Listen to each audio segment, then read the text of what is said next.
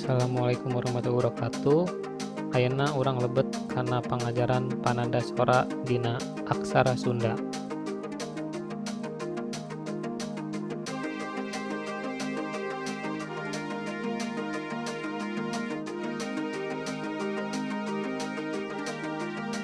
Ieu aya conto pananda sora anu icingna di luhur, jadi tempatna di luhur. Kahiji aya panghulu. Panghulu teh fungsina pikeun ngarobah vokal aksara dasar tinu A jadi I. Misalna eta aya aksara Sunda K. Lamun ditambahan panghulu eta robah jadi I. Jadi nu tadina K jadi Ki. Nu kadua aya pamepet. Fungsina pikeun ngarobah sora vokal A jadi E. Contohna nyaeta dina huruf K ditambahan pamepet jadi Ke. Nu katilu aya paneuleung anu miboga fungsi keur ngarobah sora vokal aksara dasar A jadi E. Jadi E nyaeta teh. Jadi K robah pake paneuleung jadi Ke. Anu kaopat aya panglayar. Fungsina keur nambahan ieu mah. Lain ngarubah nambahan sora konsonan ditambahan R di tukangna teh dina akhirna. Contohna jadi tina K ditambahan panglayar jadi kar. Itu nu kalima aya panyecek. Panyecek mah fungsina pikeun nambahan konsonan eng dina akhir aksara dasarna. Contohna tina K ditambahan panyecek di luhurna eta nu buleud jadi kang. Jadi ieu ditambahan pananda sorana nu aya di luhur. Ieu tinu nu 5 ieu. Tandana beda-beda. Lamun misalnya panghulu beda, pamepet beda, kabeh boga masing-masing. Ayeuna asup kana pananda sora anu icingna dihandap.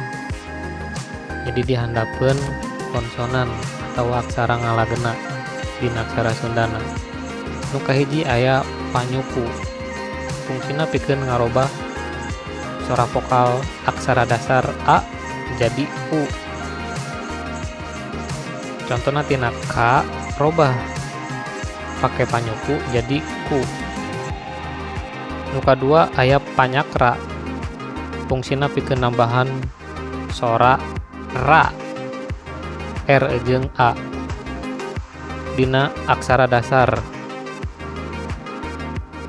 Contohna tina K di tengahna ditambahan Ra, tambahan panyakra jadi Kra. Nu katilu aya panyiku anu miboga fungsi nambahan sora La, jadi keur nambahan dina aksara dasar.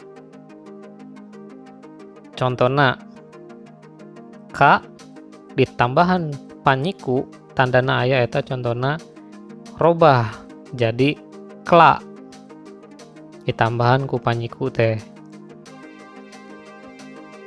Namun ditambahan panyiku jeung misalnya panghulu nu tadi di luhur nambahan sora I tadi jadi 2 tambahan panyiku jeung panghulu jadi tadina Kla jadi Kli. Jadi bisa aya 2.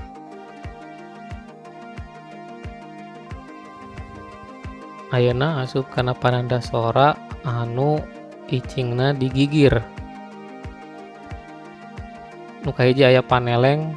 Fungsina ngarobah sora vokal dasar A jadi E eta ku paneleng. Misalnya K ditambahan ku paneleng jadi Ke eta aya digigir di kiri tah paneleng. Nu kadua aya panolong. fungsina ngarobah sora vokal aksara dasar A jadi O. Contohna tina huruf K ditambahan ku panolong aya di kanan tah robah jadi Ko. Tandana hampir sarua jeung paneleng jeung panolong teh. Nu katilu aya pamingkal, fungsina keur nambahan sora ya dina aksara dasarna di tengah-tengah jadi nambahan y. Contohna tina K ditambahan ku pamingkal jadi kia. Muka opat aya pangwisad, fungsina keur nambahan konsonan H dina akhir aksara dasar. Contohna tina K ditambahan ku pangwisad di gigirna jadi nambahan kah, nambahan H.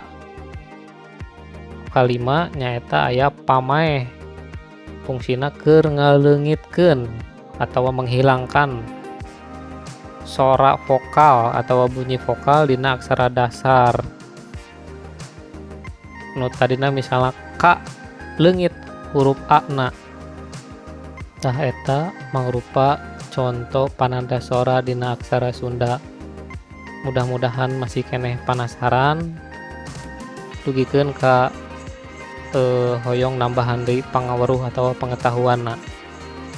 Sakitu nu tiasa kusim kuring kabeh hatur. Hatur nuhun.